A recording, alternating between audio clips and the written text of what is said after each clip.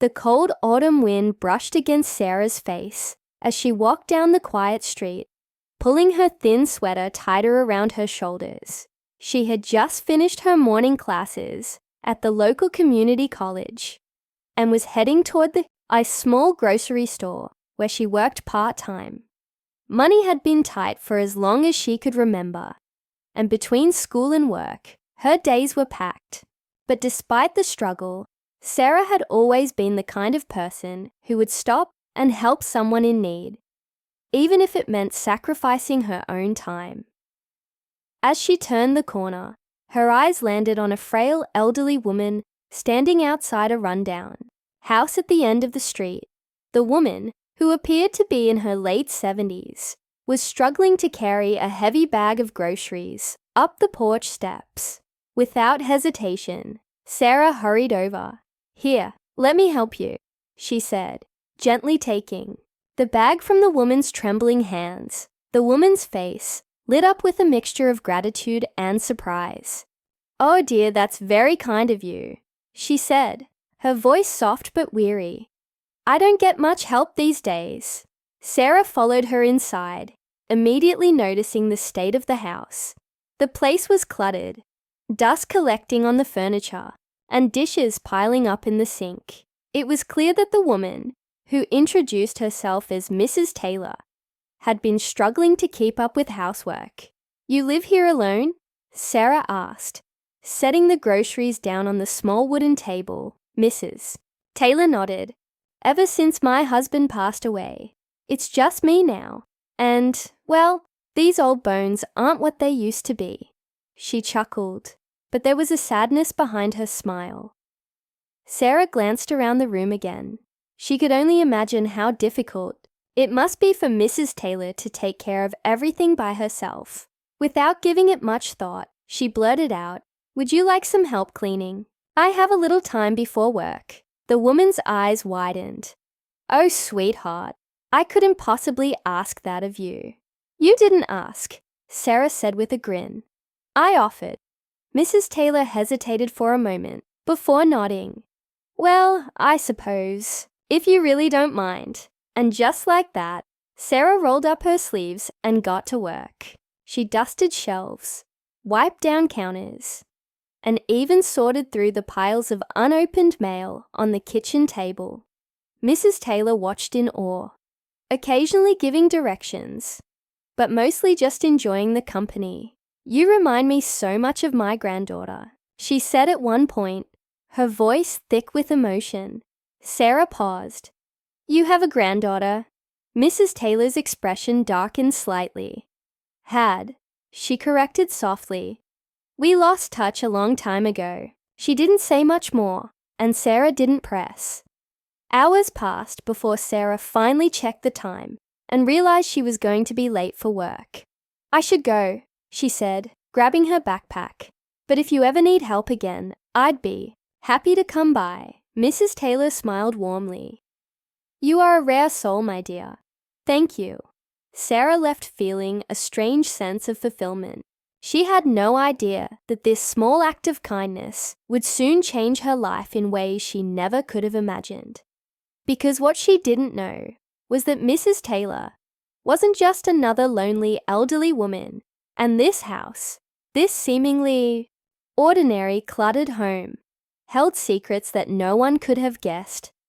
Secrets that would soon come to light in the most unexpected way. Over the next few weeks, Sarah found herself stopping by Mrs. Taylor's house more often. What started as a simple act of kindness quickly turned into a routine. After school or before work, she would drop by to check on her, help with house chores, or just sit and chat over a cup of tea. Mrs. Taylor, despite her frail appearance, had a lively personality. She told stories about her youth, about places she had traveled, and people she had met. Sarah found herself drawn into these conversations, fascinated by the life Mrs. Taylor had lived. But there was always something unspoken, a sadness hidden beneath her words. One afternoon, while dusting an old wooden bookshelf in the living room, Sarah noticed something strange. There was a large locked cabinet in the corner, covered with a thick layer of dust. It seemed out of place. Unlike the rest of the house, Mrs. Taylor, who was sitting nearby, noticed Sarah looking at it. "That old thing. It belonged to my husband," she said with a distant look in her eyes. "I haven't opened it in years." Sarah hesitated. "Would you like me to help clean it?" For the first time, Mrs. Taylor seemed unsure. "No, dear. Some things are better left untouched." Sarah didn't push.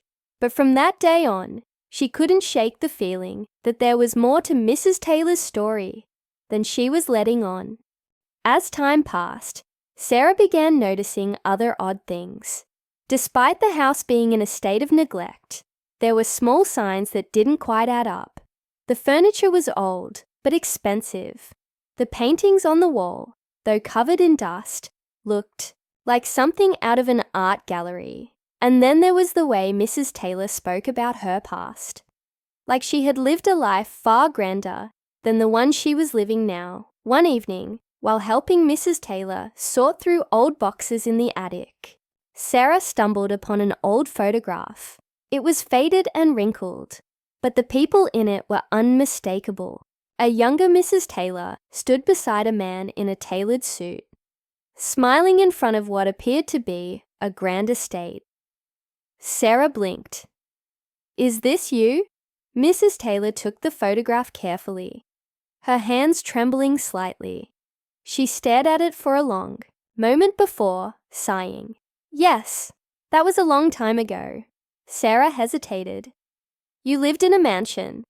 Mrs. Taylor chuckled softly. "Yes, dear, a very long time ago." Sarah's mind raced. If Mrs. Taylor had once been wealthy, what had happened?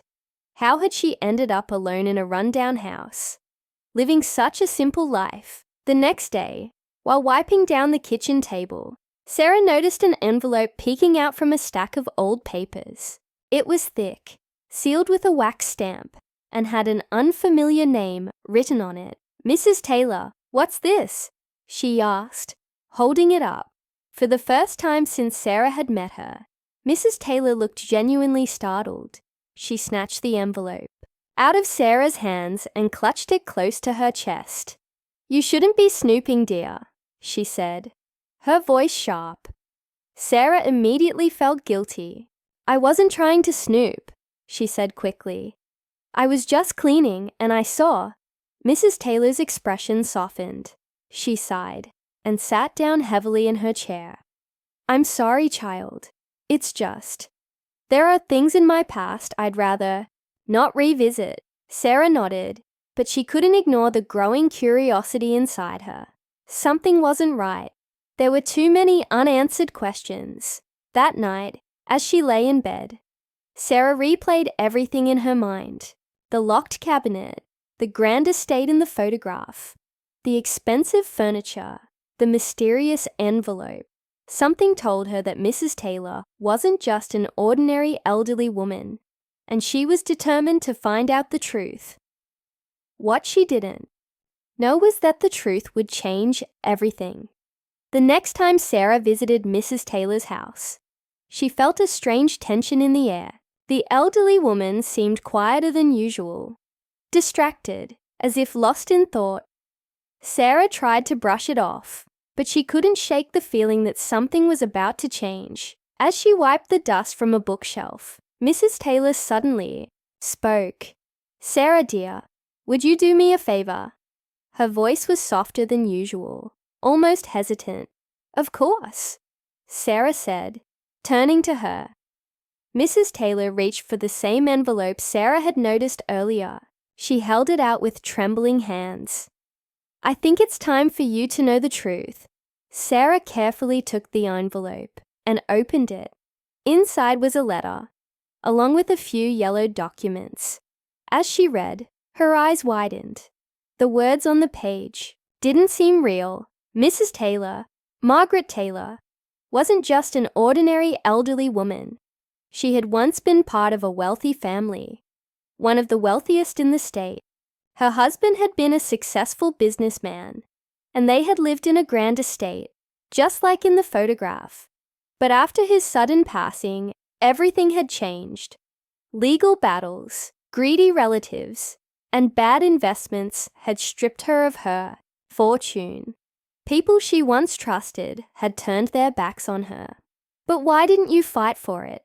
Sarah asked, her voice barely above a whisper.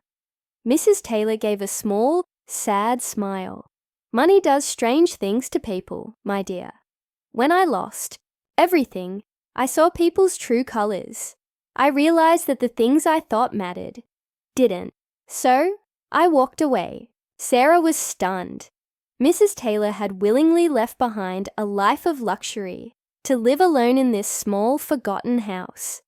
Not because she had to, but because she chose to. "But you could have had anything," Sarah said. "Why live like this, Mrs.?" Taylor reached out and squeezed Sarah's hand. "Because, my dear, kindness and honesty are worth more than money.